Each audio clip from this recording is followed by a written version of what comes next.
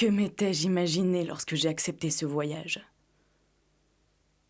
Voir un autre pays, découvrir une autre civilisation?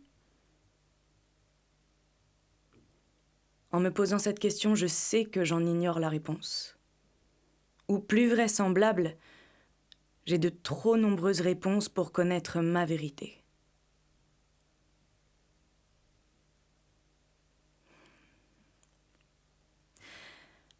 Avant le départ, je me sentais importante, distinguée. Je valais plus que ma famille et mes amis qui restaient au village, à Mombasa.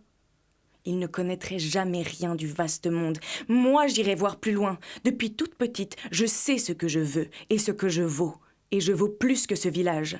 Il m'aimait, et je l'aime plus encore aujourd'hui, mais il m'étouffait. Les histoires racontées par les pères m'enthousiasmaient. Était-ce possible?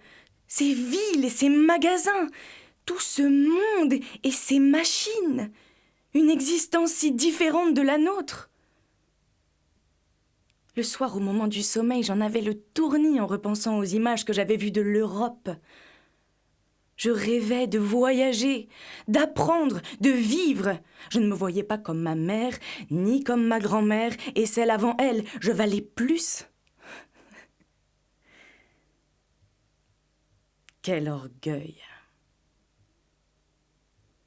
Je pensais que la vie promise et l'argent gagné dans la lointaine Europe me feraient revenir un jour au village, fière de ce que j'étais devenue. Montrer que j'avais eu raison de partir.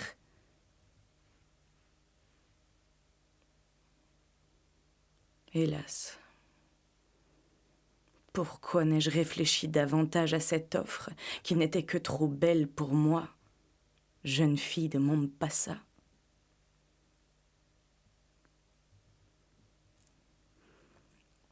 Au village, j'étais vue comme une fille intelligente. J'avais soif d'apprendre et je retenais tout. On disait de moi que j'étais particulière et cela me flattait. Mon orgueil vient peut-être de là. Et ma vie d'aujourd'hui aussi.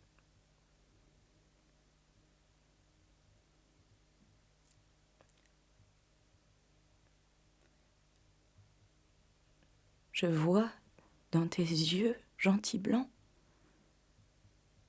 Je vois que tu as mal pour moi. Je vois que tu as souffert aussi. Tu es le premier à poser un autre regard sur moi. Ton regard m'apaise. Le feu de tes prunelles me réchauffe. Ta présence me touche, m'inonde de sentiments que je n'avais plus ressentis depuis longtemps. Tu me regardes comme une femme, une sœur, une humaine, pas comme une sauvage. Tes semblables n'ont pas eu le même égard envers moi.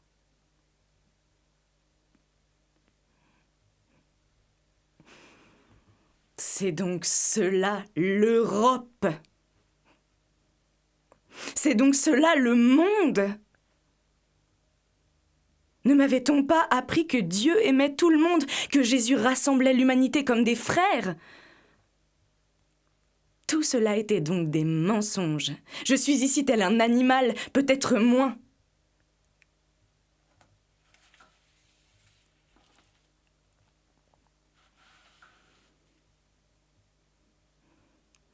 Tu es bien différent de tes semblables. En me regardant, tu ne cries pas d'effroi, tu ne ris pas, tu ne me dévisages pas comme si j'étais une bête, tu ne me jettes pas de la nourriture comme on la jette aux singes. Non, tu me regardes avec tendresse et respect.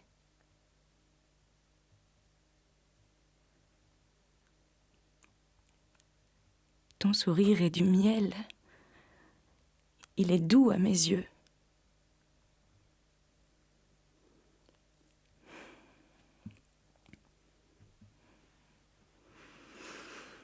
L'emballage était trop beau pour que le cadeau soit honnête. J'ai suivi M. Werner et ses promesses, malgré les réticences de mes proches. Le monde! Me voilà!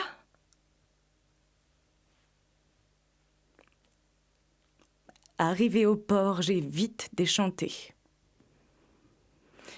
J'ai croisé un petit groupe de pygmées mboutis originaires de l'Itourie. Je ne comprenais pas leur langue, mais j'ai compris. À leur regard triste qui en disait plus long que n'importe quel autre regard. On m'a dit qu'ils partaient pour l'Amérique, moi pour l'Europe. À bord, les premières déceptions. Pas la même nourriture que les Blancs, ni les mêmes conditions de voyage. L'hygiène était déplorable. Nous étions plusieurs Congolais à être entassés dans une partie de la cale du navire appelée, ironiquement sans doute, la chambre des indigènes. Cela préfigurait ma situation actuelle, mais je ne pouvais me résoudre à croire que je m'étais trompée. Pas moi, pas Saoche, la fille fière de Mompasa, je ne voulais pas l'admettre. Monsieur Werner me l'avait promis. Passe cette épreuve dignement, ma fille. Reste fière. Continue à croire en l'avenir. Tu es Saoche. Tu vaux mieux que cela. Mon orgueil ne m'a pas quitté durant la traversée. J'ai continué à me sentir supérieure à mes compagnons de voyage. Eux étaient fatalistes et résignés, acceptaient leurs conditions de boy, de servante ou que sais-je encore. Mais moi, je n'étais pas là pour servir des Blancs en Europe. J'allais faire découvrir nos coutumes au monde, j'allais rendre compte de notre mode de vie aux Blancs et j'allais apprendre chez eux tout un tas de choses que j'enseignerais à mon tour aux miens. J'avais été choisie, élue.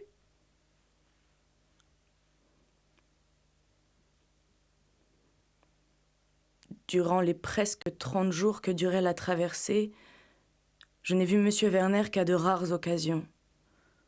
Il me disait de prendre patience, que ses conditions de voyage à lui n'étaient pas satisfaisantes non plus. Satisfaisantes ? Je craignais que nous n'ayons pas les mêmes idées derrière ce mot. Ensuite, tout s'est enchaîné très vite.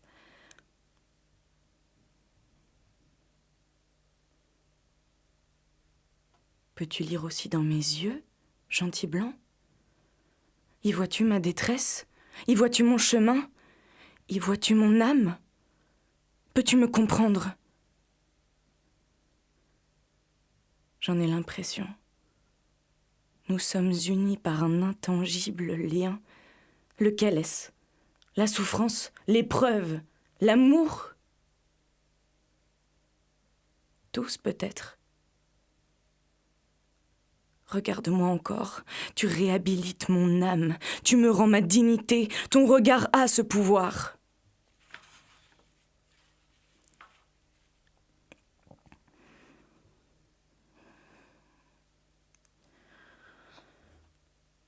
Arrivé au port, bondé, bruyant, rien ne me plaît. Je cherche du regard M. Werner, mais je ne le vois pas. Où est-il ? Je suis épuisée par ce voyage et effrayée par tout ce monde. Enfin, le voilà. Je l'aperçois sur le pont. Il vient me chercher sans un mot. Je ressens dans ce silence une gêne, une pudeur. Nous descendons à quai et il échange quelques paroles avec un autre blanc, habillé comme le dimanche. Avec mon petit français, mes rudiments de cette langue, je comprends que l'on parle de marchandises et d'argent. Je n'ai pas encore saisi que l'on parle de moi. Échange de liasses de billets, poignées de main. M. Werner a l'air satisfait, son interlocuteur aussi. M. Werner se tourne vers moi, le regard fuyant. Voilà ton nouvel impresario, M. Beck. Sans autre formalité, il m'abandonne aux mains de cet autre blanc. J'ai beau protester, crier, en vain. Je venais de comprendre que j'avais été vendue. Vendue !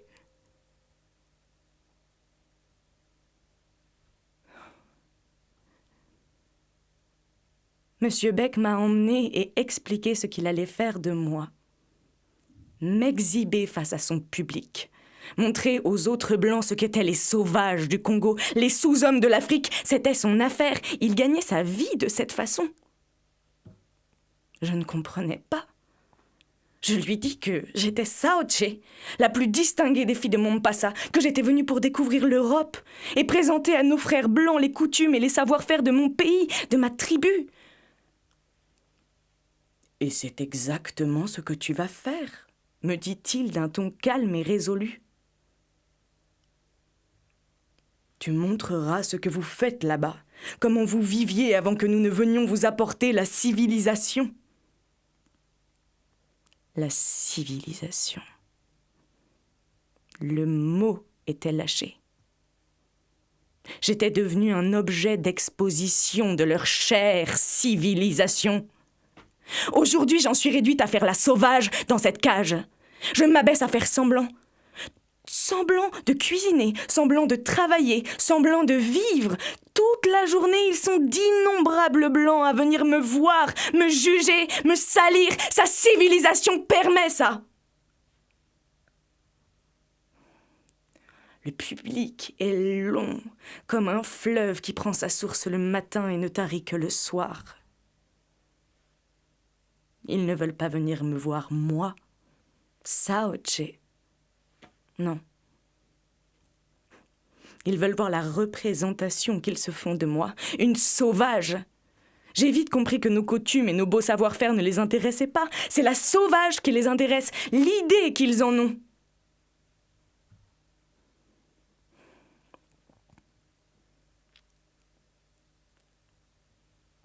Comment peuvent-ils m'infliger cela ? Comment peuvent-ils venir me voir, me juger, me jauger en famille ou entre amis ? Ils viennent même avec leurs enfants et leurs chiens. Comment peuvent-ils ? Mais qui est le sauvage et qui est le civilisé ?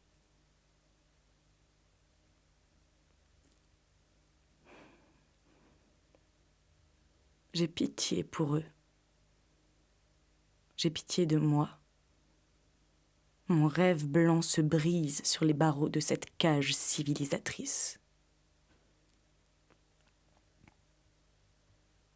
Beck et sa clique m'obligent à peu me vêtir. Cela donne encore à certains une autre occasion de me dénigrer. La sauvage est dévergondée. L'africaine est facile.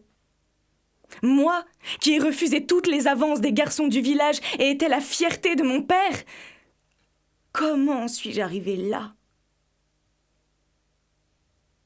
Je pense au Christ crucifié.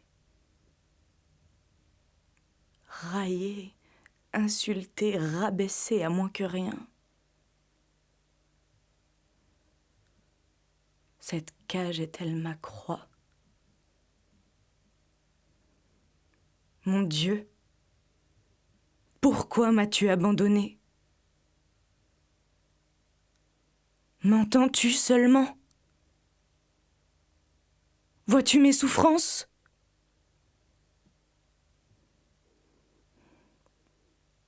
Existes-tu ?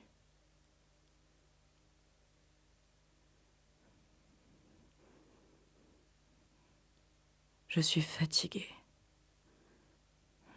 Et toi, gentil blanc, tu restes là à me sourire. Je peux sentir tes pensées, ton soutien, tu m'aides à me sentir humaine. Reste encore, je t'en prie, je t'en supplie, tu es la flamme d'un feu dans ma nuit, dans ma vie de ténèbres.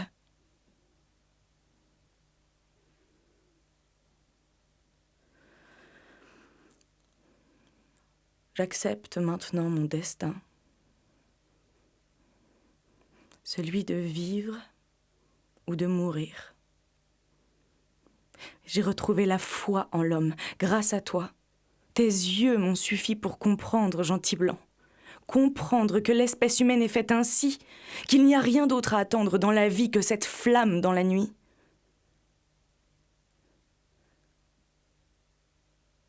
Tu me regardes. Je reprends souffle. Tu me souris. Je revis. Tu es l'eau pour l'assoiffé, le pain pour l'affamé, le respect pour l'humilié. Je vois du noir en toi. Je te vois semblable à moi, mais je ne l'explique pas. L'essentiel n'est pas dans les réponses, mais dans le ressenti.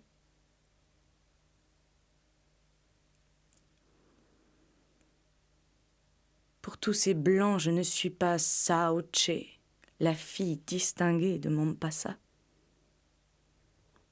Je suis noir charbon, la bête de foire, la sauvage qu'il faut venir voir.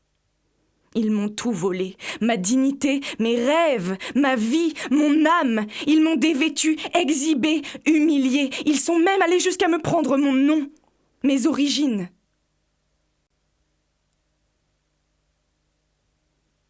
Ce matin, toi, tu me rends tout. Tu me donnes la confiance, l'espoir et l'amour.